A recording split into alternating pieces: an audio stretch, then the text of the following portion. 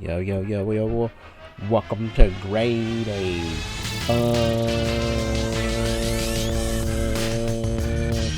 Okay. Alright, enough of that nonsense tomfoolery.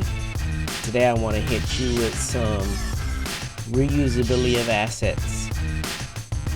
Because there's times where you might animate something and then you think to yourself, I don't want to have to keep doing this because it's a lot of work.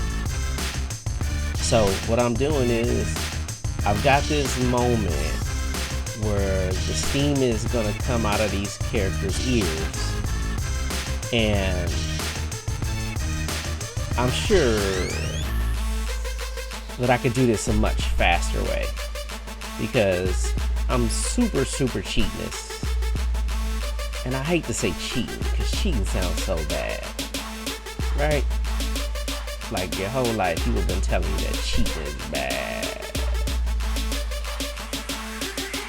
But in this case, it's not really cheating, it's just reusing stuff, right?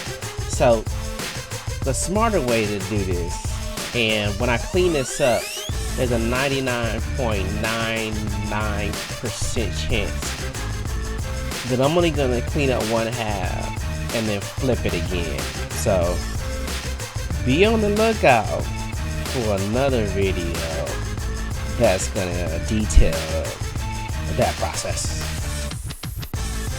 But I wanted to test it out to see how it looks if I draw one side and just copy and flip it over. So that's the only reason that I'm drawing one side, copying it, and flipping it over on the other side. Otherwise, the fastest way to do it would be just to draw the one side, and then you can take that whole layer and then flip and mirror it, right? So one of our goals, especially because we have the ability to do it, is that we want to always think about ways that we can speed up our process and reuse things when we can. So for this project, there's a lot of puppeting and there's a lot of parts and pieces that are going to be reused as much as possible, primarily because it's a stylistic choice, and it is a speed production choice as well, because I'd like to knock this out as rapidly as I possibly can. So when you look through this video, you'll see that there's a number of times where the eyes and characters' features will pop on and off. And it's primarily because both of these characters are broken into parts on different layers. So there's the eyes on a different layers, the pupils on a different layer, the brow, the head as a whole. And the head has multiple drawings inside of it because I did some hand-drawn animation on the ears so that I could use those as drawing substitutions. So when I want the ears to go up and down, that I'd be able to just swap those out really quick on the timeline, in addition to being able to move the head around effectively by itself as well. So 90% of this is going to be puppeted parts, with maybe I'm considering doing some deformers in here as well to add some movement to the body. So if I decided to do that, I'll definitely explain that in the videos coming up. So if you're interested in any of that, let me know, because the deformers and stuff are pretty cool, especially if you just need to do some simple like bending animation. Like it's the easiest possible thing to do. If you don't want to spend a whole lot of time like redrawing frames and stuff, and all you need is for like a character's arm to bend, like there's no point in hand animating that if you don't need to, especially for something like this where it's a very staged shot. It's not a seriously dimensional character change thing where we need form, turn, and space and all that sort of stuff. So those are always things that you want to think about and consider when you're determining the sort of stuff you're doing production wise.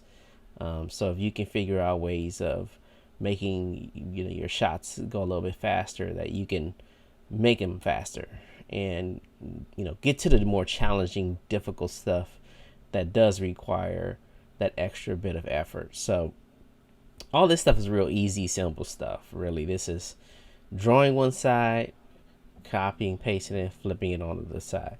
One thing I do a lot, especially if I'm drawing animation, is I use that on the keyboard. It looks like you see the greater less than symbols or comma period, because I use the default Harmony shortcuts.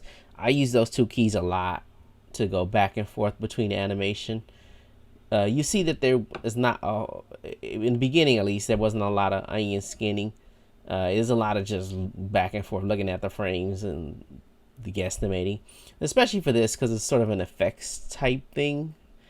And I found that when you try to do onion skinning on effects type stuff, that it ends up being a lot more mechanical because you're looking at trying to match some in between the lines, and it takes away from some of that organic sort of improvisational feel that a lot of effects sort of have. So it's kind of one of those classic cartoon steam flies out the ears sort of things. Initially I was going to have the top of their heads fly off, but I'm trying to skew this to a younger crowd, a younger demographic. So I was thinking to myself, I don't know if a parent of like let's say a 7, 8, maybe younger, somewhere in there in that group, had their kid on a tablet looking at it and clicking on it, and the top of the character's heads kind of flew off and steam came off the top of their head, would they say too much? I don't know. So I thought, like, if the steam comes out the ears, I don't think anybody is gonna be thinking to themselves, "It's too much for my kid. Too much. Steam coming out of ears? Too much." So at this point, this is just hand-drawn animation. I turn on the onion skin to look in between in some spots because I want to add a few more frames and in those areas. Because I want to do like I probably will maybe even later go back in and make some sections cycle a little bit more, because I like the eccentric sort of feel of some of those frames where it looks like it's kind of billowing out and circulating before it actually dissipates.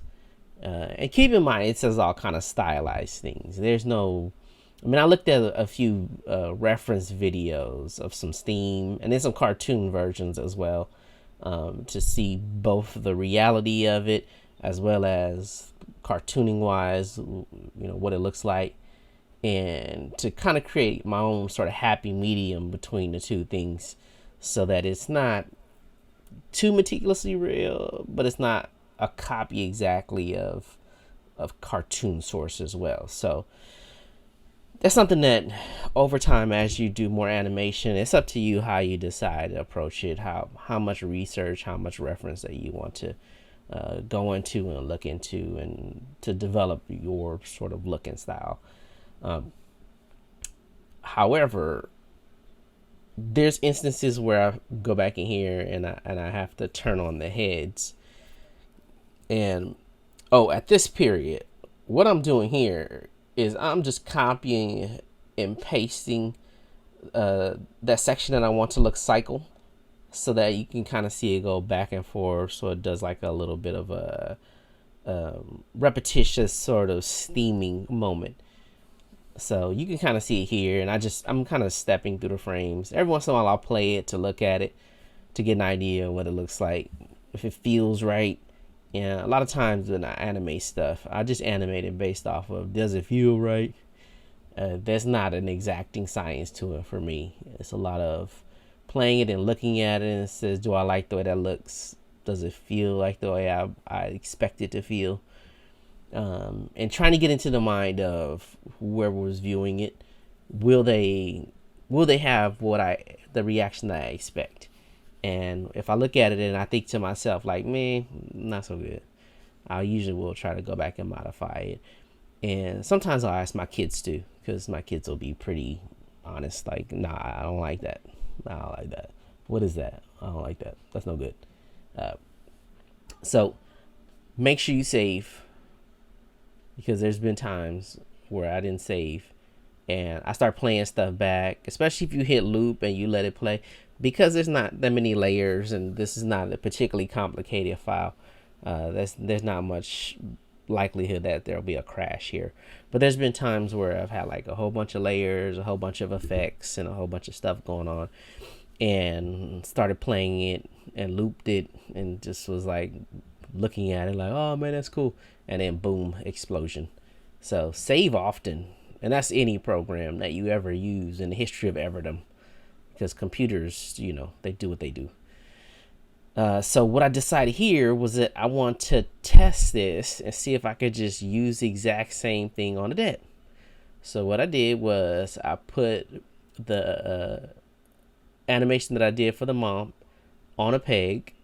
I turned animate off so that I could position it where I want it, and then I can rotate it as well, and it doesn't affect the drawings themselves. Because then I want to later be able to, when I clean it up, use the same sort of mindset of that all I need to do is just, you know, duplicate this, put it on a peg, move it to where I need it to, blah, blah, blah. So it'd be pretty simple and easy. And that's kind of the idea and the concept behind this, is to make sure that everything that I'm doing here, that I'd be able to potentially, you know, get the most bang for the buck. Meaning that the work that I'm putting in, that I'll be able to use it in multiple ways. And there's a good chance that I'm going to probably try to see if I could take the same character heads and bodies and use them in other shots or other files. As well as like the faces, expressions, and all that stuff. If you've seen the other videos, you already know, like, once you create the palettes for these things, you can reuse the palettes over and over again.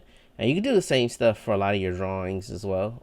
That, you know, later I might do some template stuff as well. So you can kind of see how, you know, if you make it into a template, you could drop it into your project folder. And then you could just drag and drop it into other files. It's lifesaver stuff. So at this point, all I'm doing is I'm just going in here.